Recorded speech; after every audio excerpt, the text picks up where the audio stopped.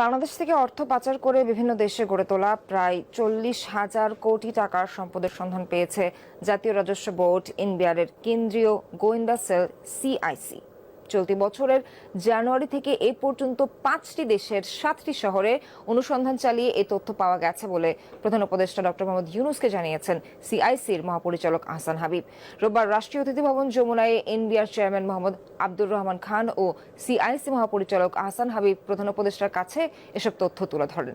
সিআইসির মহাপরিচালক বলেন, দেশে বসে বিভিন্ন উৎস থেকে পাওয়া তথ্যের ভিত্তিতে প্রাথমিক প্রস্তুতি শেষে সিআইসির গোয়েন্দারা দেশগুলোতে সরেজমিনে পরিদর্শন করে বিস্তারিত তথ্য সংগ্রহ করেন।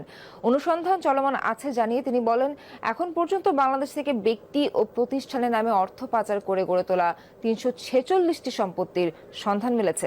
সিআইসিকে অনুসন্ধান কাজ চলমান রাখার নির্দেশনা দিয়ে প্রধান উপদেষ্টা বলেন, যত দূর সম্ভব গভীরে যেতে হবে এবং সম্ভাব্য আরও দেশে অনুসন্ধান চালাতে হবে। দেশের সম্পদ দেশে ফিরিয়ে আনতে সম্ভাব্য সব পদক্ষেপে সরকার সর্বাত্মক সহযোগিতা করবে বলেও জানান তিনি। বাংলাদেশ থেকে অর্থ